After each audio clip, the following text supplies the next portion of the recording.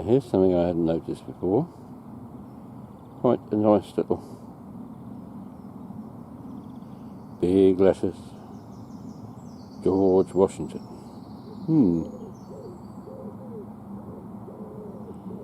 It's the last day, and I'm going to have to start drawing my thoughts together about the week.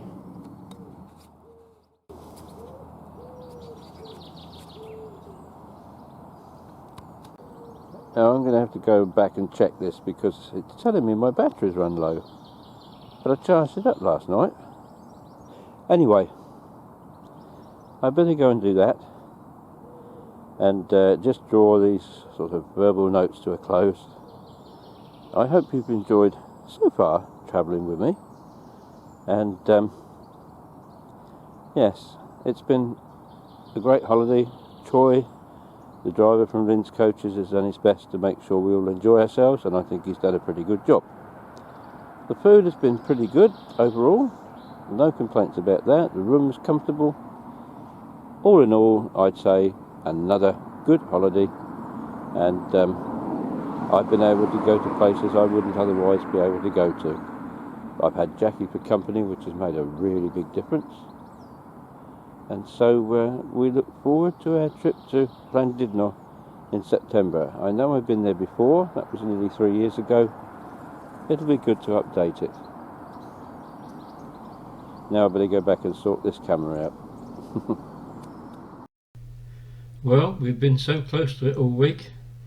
We had to come and visit it closer, didn't we? Eh? God. The Angel of the North. Anthony Gormley's, in inverted commas, iconic statue. Now then, I talk old money, so 54 times 3, 150, 162 feet wide, and roughly 20 times 3, roughly 60 foot high. Erected in 1998, was it really as long ago as that? I don't know how Anthony Gormley thought it was going to be received, but I seem to remember there was a lot of controversy and the locals didn't want it. I think you'll find it's a different story now. The locals are very proud of this, and they look upon it, oh, when we see that, we're home, pet. So there we are, the Angel of the North. It represents nobody in particular, neither male nor female, nor, dare I say, any of these so-called genders we hear about today. Try and keep it as polite as possible. It's just humanity with wings outstretched, and I think that the message that I would like to get from it is that it doesn't matter who you are or what sort of person you're trying to be. There is room in the world for everyone. Let's just be tolerant, shall we? Don't push our views above everybody else's. Have a bit of respect and try and live together in peace and harmony. And I think that's just about all I can say to sum this up.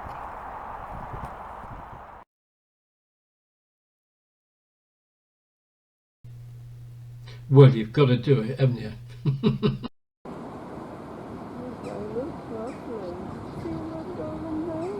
Yep.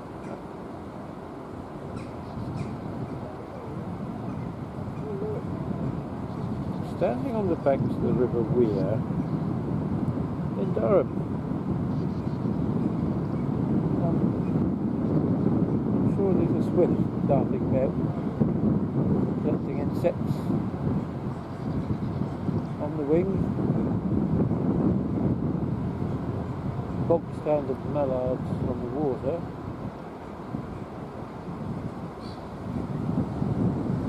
As I say, this is the River Wear.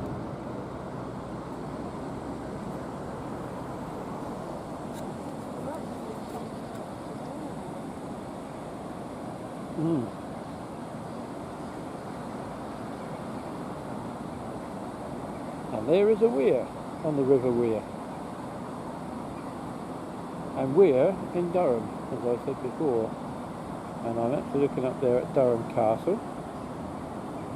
which became a university in the 19th century, although that's been here since goodness knows when.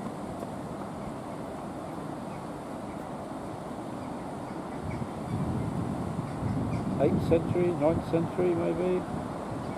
And panning back, we can just see a spire of Durham Cathedral, which hopefully we might get a little look at later on.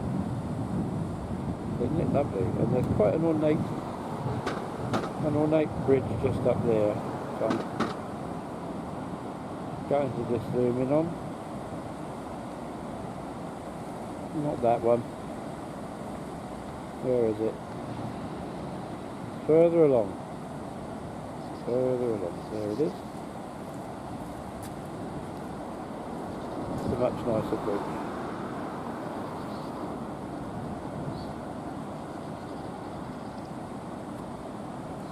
So, welcome to Durham. And it seems these little brown birds are nesting in the wall down there somewhere. But it's a bit too bright now. If I just pan that way, you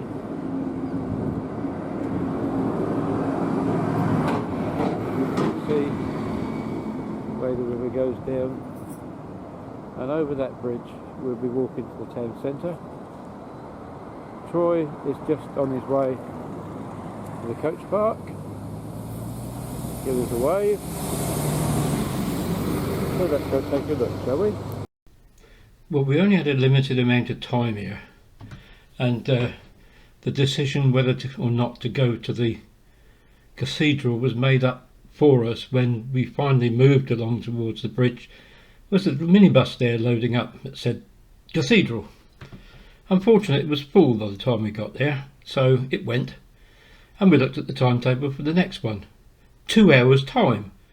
Well, we'd only got about 3 hours there at the most, so that was it, mind made up. It wasn't until we got right up into the town centre we discovered that these little minibuses actually go to and from the cathedral about every 10 to 20 minutes, but it's only every 2 hours that they come down to where the coaches drop off.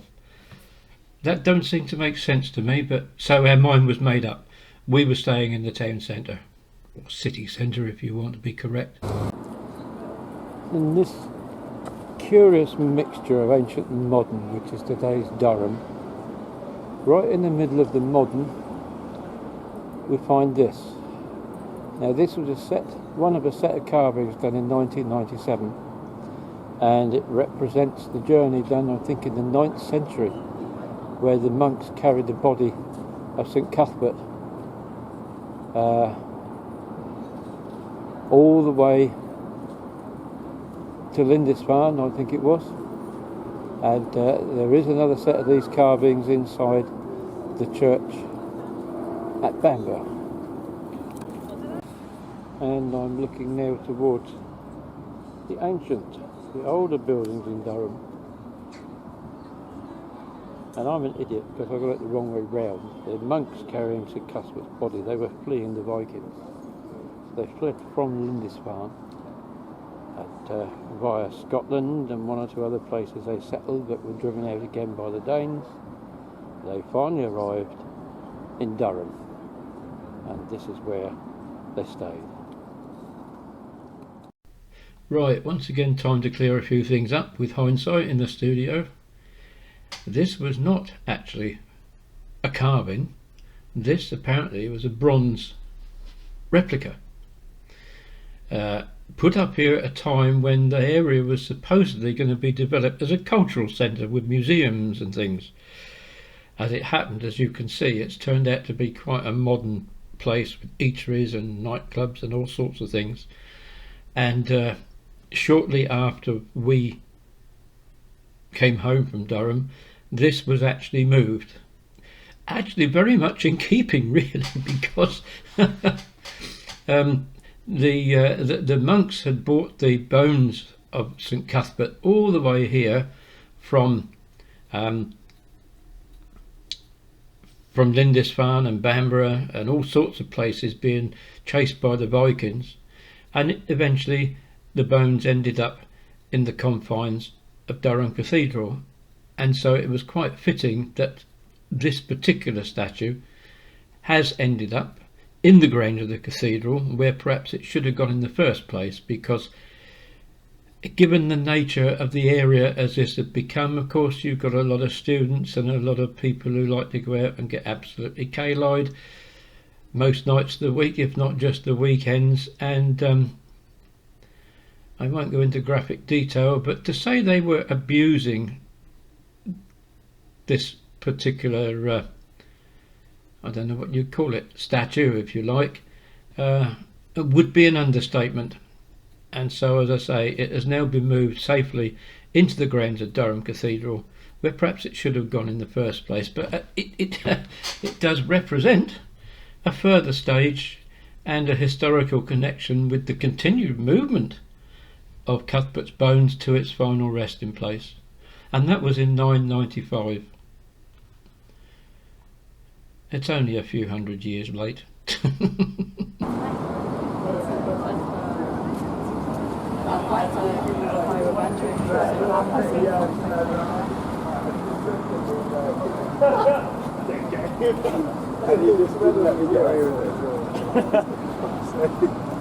you have any pets?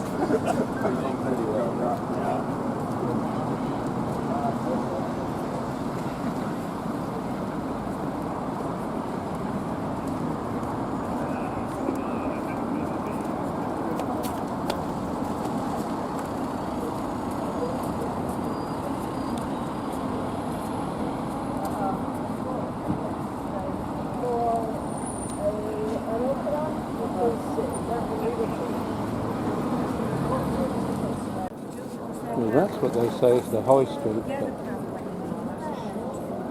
that's modern. But that's a nice touch.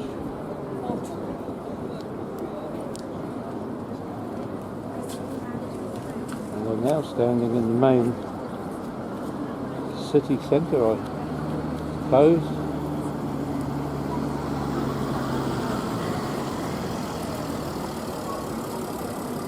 It's a horrible place.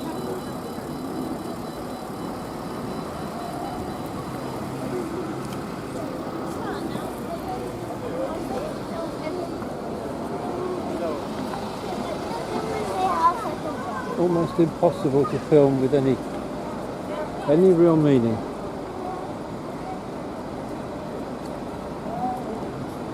Cars come at you from every angle. You don't know if you're in a shared space or a road. There's the town hall.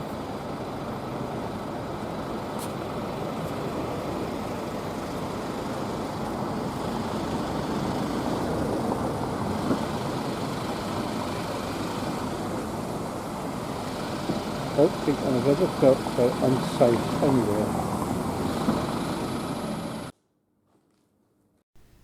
By the time we got here, we were both desperate for the loo. You couldn't find a public loo anywhere. So we went to the town hall in desperation, and the girl there said, well, the town hall's closed today. She said, but I can see you're desperate. She said, they're up on the first floor. Go ahead, use them. So we did. And then I discovered this that's coming up in the next bit of video. I went downstairs and I begged her and smiled, and she kindly allowed me a few minutes upstairs to do some recording. Now that's a bit through those doors that I didn't really dare take the liberty of going into, but it would have took me towards the Guildhall and the Mayor's Chamber, parts of which date back to the 14th century, with rebuilding in the 16th and 18th centuries. The front of the town hall dates from an 18th century rebuild, or is it 19th century? 19th century, I think. And it is a very clever restoration of building from all eras. There's even some 20th century stuff linking two parts. But we're walking through the crush hall here, so called because this is where everybody used to congregate in a big crowd before being allowed to go into the main hall. And this is where we're going into now. Now, isn't this spectacular?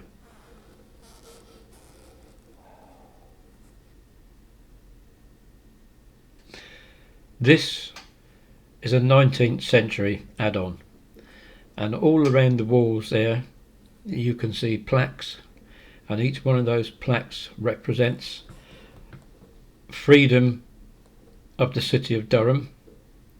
There are coats of arms of prominent citizens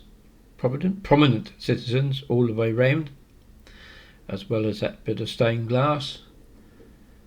This is a marvellous, it's just awe-inspiring, it really is. You do not expect to see it when you come into the front, and it's all done out inside, all nice and modern.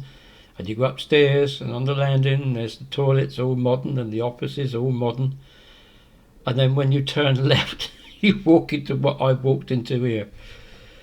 Unbelievable. But I have to say a very big thank you to the nice young lady who was downstairs that gave me permission to film. As I say, it wasn't officially open to the public on the day, and I'm very grateful to her for giving me the opportunity.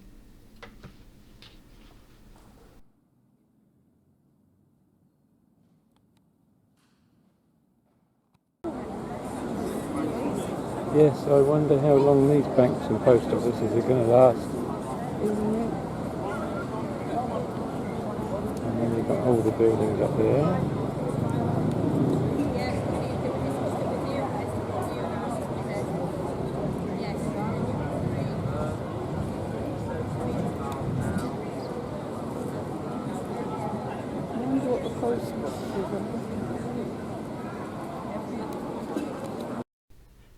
Now, these stones represent a timeline of the history of Durham. They were laid down, I suppose, about 15 years ago, and they lead from the church right the way up through the middle of the market square to the big equestrian statue you might have spotted earlier. Well, that was the Marquess of Londonderry. Very controversial, because nobody wanted it there in the first place, and it also represents probably the largest piece of electroplating ever produced.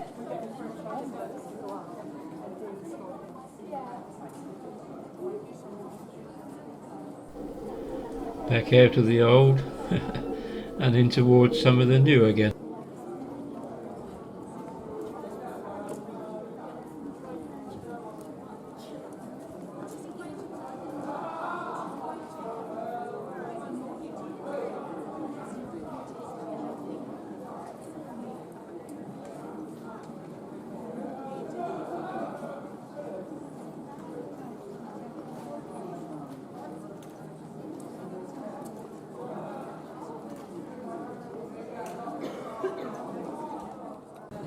And isn't that the truth these days?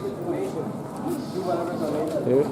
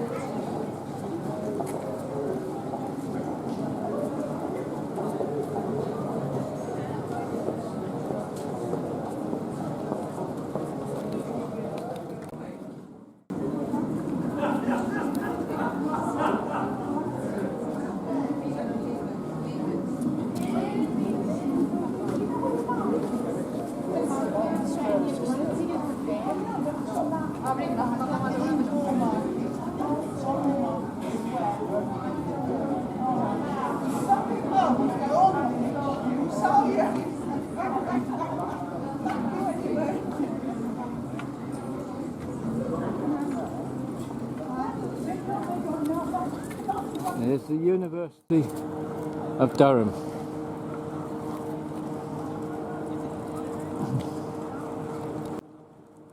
Start again.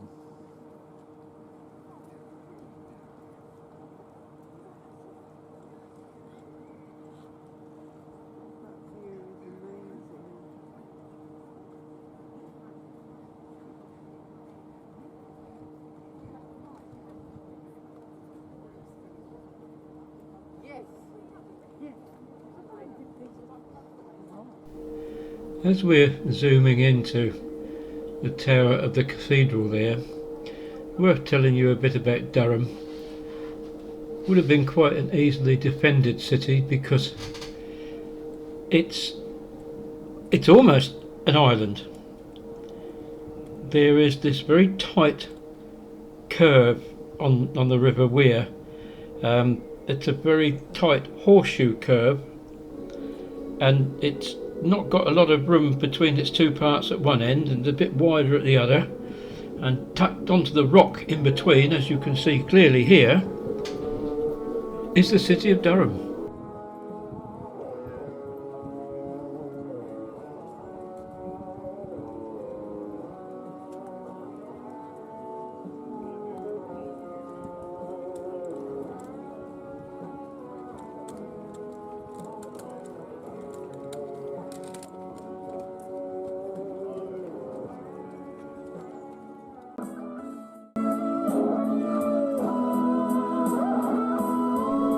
We stopped and listened to this chap for some time. Very, very talented guitarist. But, he looked absolutely gobsmacked when I went over, shook his hand, gave him a fiver, and wished him well. It takes guts to do this kind of thing.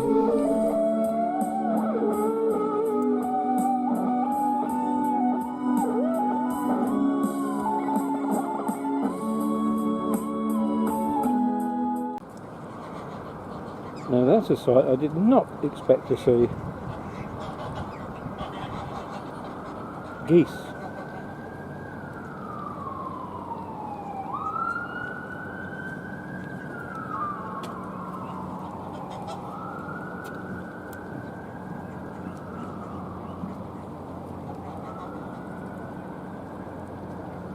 They look like domestic geese, but they're too slim almost to be domestic geese.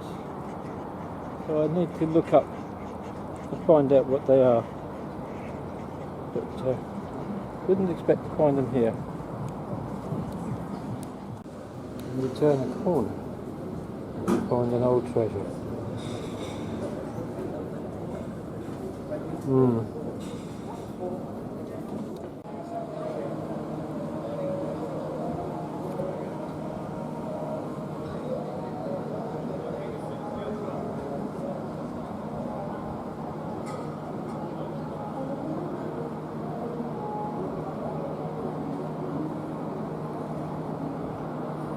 We are now upstream of the weir, on the weir.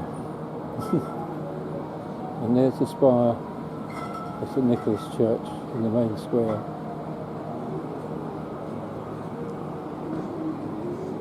Down here, it's lovely. And so with this lovely view through the bridge towards the cathedral, we end our visit to Durham. Did I like it? No. There are reasons for that.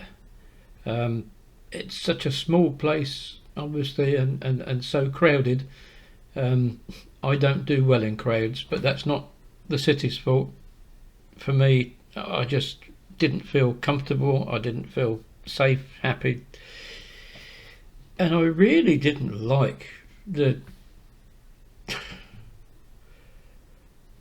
stark contrast between the old and the modern in all sorts of places. You know, it's almost as bad as what they've done in parts of London. But there's no doubting its history, and this is a centre of history. There are tales to be told here of Vikings and monks and all sorts. And I would say that it's a place you've got to visit. Whether you like it or not is up to you. But if you have the chance, do come and visit, because the bits that do have history are certainly well worth going to look at. Ah well, back to the hotel and calling at Stamford on our way home tomorrow. Doesn't a week go by quickly?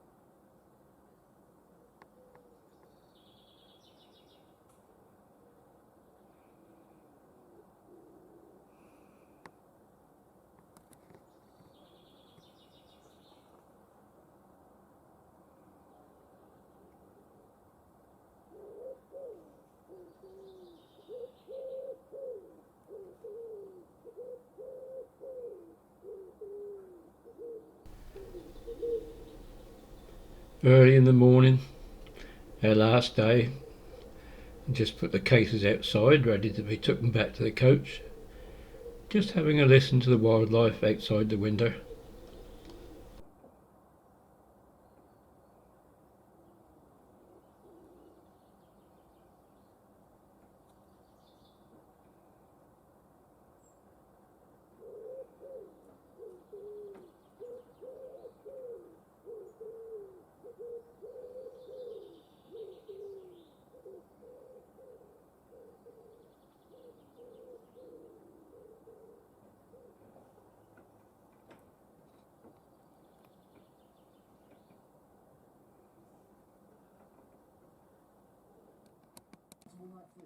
This is difficult filming through a window, but we have a distinguished visitor this morning. Look at this fella.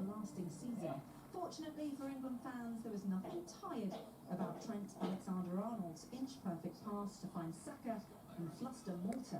I wonder what he's after. England were on their way. Bit of crumpet for breakfast, maybe? And there he goes. Malta were all at sea, and within seconds Kane was sent. Now I'm back in this huge church, All Saints in Stamford, for the third time of asking. And look at this lovely font here. And this was hand carved in the 15th century. Last time photography wasn't allowed, and that of course was because I was here shortly after it had been announced that the Queen had died, and so they weren't allowing photography or anything like that in the church. People were here for silent prayer and for signing a book of condolence. But today the lady said, no, feel free as long as I don't make a lot of noise. You'll notice those arches on the right with the carvings at the bottom of them, on top of the upright pillars. They go right the way back as far as the 12th and 13th centuries, which was when the church was first built, with renovations and additions in the 15th century and after the Civil War. There's some lovely stained glass windows here. I'm glad we decided to come in and have a look, because I'd have hated not to be able to see the inside. I've been here twice. First I couldn't get in. The second time I was in but couldn't photograph. So here we are, third time lucky. It's a lovely church though, with some lovely 15th century timbers in the roof.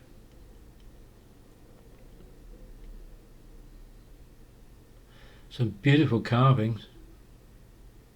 There's the Last Supper there.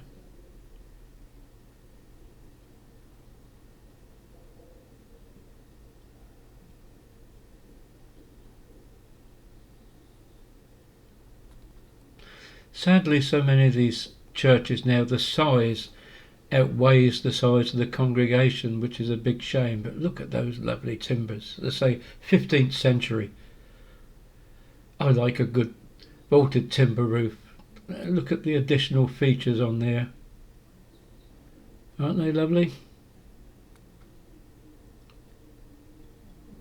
Is that gold, I wonder?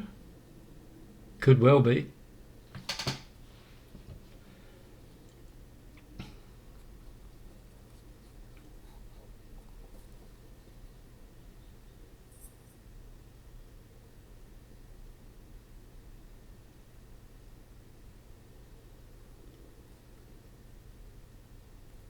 There's some of those 13th century carvings again.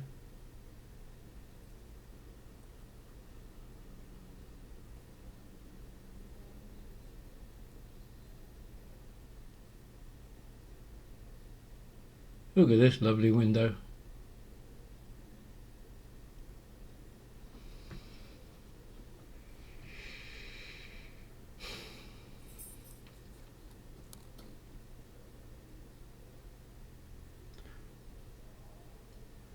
St. Luke.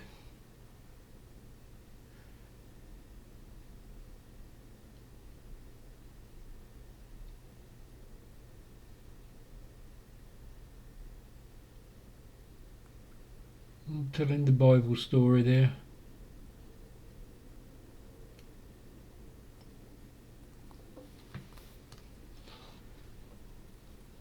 It's a lovely church, and if you ever find yourself in Stamford with enough to spare, do pay a visit.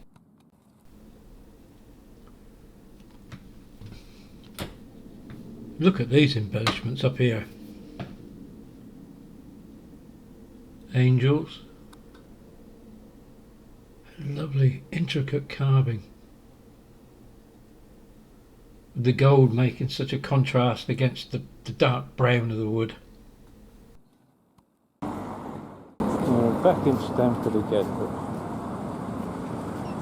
I think it's something I didn't see before. That is interesting. All Saints Brewery. I really need to investigate that a bit more. And I'm glad I did investigate it. This is quite a unique little brewery, this. It's the Melbourne Brothers Brewery, and it was founded in 1825. It's unique for two things. Firstly, they use steam brewing equipment, and not many breweries do that. I can think of it, the Newquay Steam Brewery or St Austell, one of those two. And they make a range of organic fruit beers. So that was worth looking up the information. Remember last time I was here, these dreadful roadworks. Well, they've now finished, and I still can't appear to get into that church, which is a shame.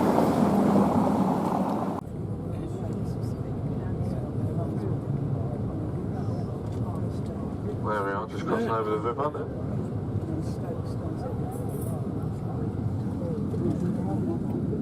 A little bit green now, isn't it? Stagnated water.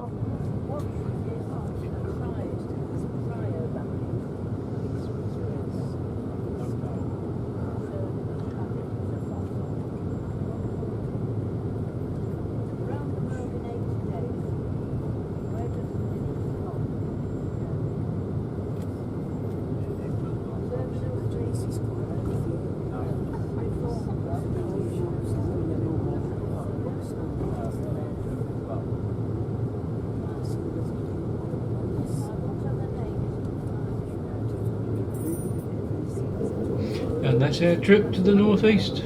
We hope you've enjoyed it.